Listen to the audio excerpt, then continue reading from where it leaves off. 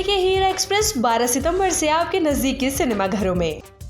हरियाणा इन दिनों लगातार बारिश और नदियों नालों में उफान की वजह से बाढ़ और जल भराव की मार झेल रहा है।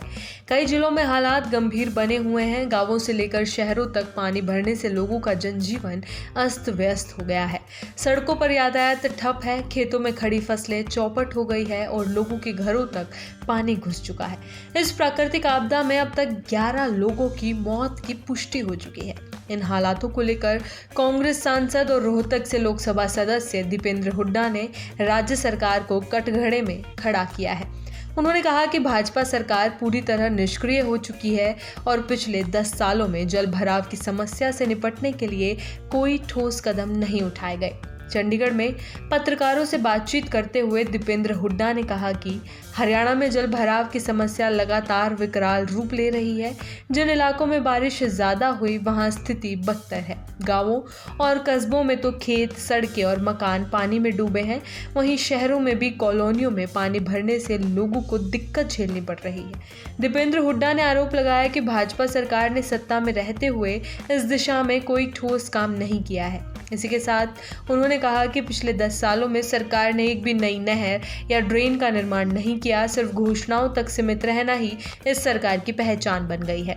पूर्व मुख्यमंत्री मनोहर लाल की नहर और ड्रेन निर्माण से जुड़ी पॉलिसी पर भी दीपेंद्र हुड्डा ने सवाल खड़े किए। उनके मुताबिक ये नीति किसानों को और परेशान करने के लिए लाई गई थी, जिसमें ये प्रावधान था कि अगर किसान अपनी जमीन देंगे तभी वहां ड्रेन बनेगी। दीपेंद्र हुड्डा बोले, किसान पहले ही अपनी जमीन से जूझ रहा है, उस पर इस तरह की पॉलिसी लाकर उसकी बेशकीमती जमीन का दोहन करना कहां तक जायज है।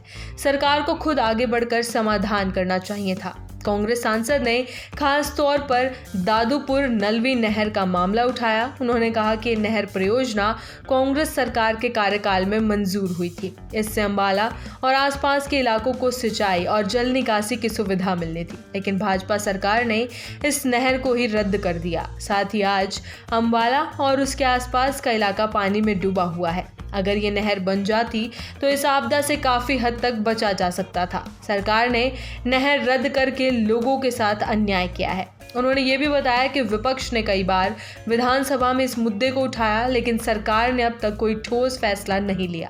दीपेंद्र हुड्डा ने सरकार से मांग की कि सिर्फ क्षतिपूर्ति पोर्टल खोलने से काम नहीं चलेगा। किसानों को भारी नुकसान हुआ है और इसे देखते हुए तुरंत स्पेशल गिरदावरी करवाकर कम से कम 50,000 रुपए प्रति एकड़ मुआवजे का ऐलान होना चाहिए। बारिश और बाढ़ से खेतों में खड़ी फसलें पूरी तरह चौपट हो गई हैं। ये सिर्फ आर्थिक नुकसान नहीं बल्कि किसानों की मेहनत और उम्मीदों का भी नुकसान है। ऐसे में सरकार को संवेदनशील रवैया अपनाकर उचित मुआवजा देना चाहिए। दीपेंद्र हुड्डा ने राज्य सरकार पर आरोप लगाते हुए कहा कि वे सिर्फ बयानबाजी कर रहे हैं, जबकि जमीन पर हालात बेहद खराब है। उन्होंने कहा कि अभी तक जिन इलाकों में पंप सेट, पाइप, बिजली कनेक्शन या दूसरी सुविधाओं की जरूरत है, वहां कोई इंतजाम नहीं किया गया। सरकार को युद्ध स्तर पर राहत और बचाव कार्यों की निगरानी करनी चाहिए। प्रशासन को आदेश देकर यह सुनिश्चित किया जाए कि जिन क्षेत्रों को तुरंत मदद की जरूरत है वहां सारी सुविधाएं उपलब्ध करवाई जाए, लेकिन अभी तक सरकार की तरफ से कोई ठोस ऐलान नहीं हुआ है। साथ ही उन्होंने सीधा आरोप लगाते हुए कहा कि सरकार लोगों की तकलीफों को नजरअंदाज कर रही है। देखिए हीरा एक्सप्रेस 12 सितंबर से आपके नजदीकी सिनेमा घरों में।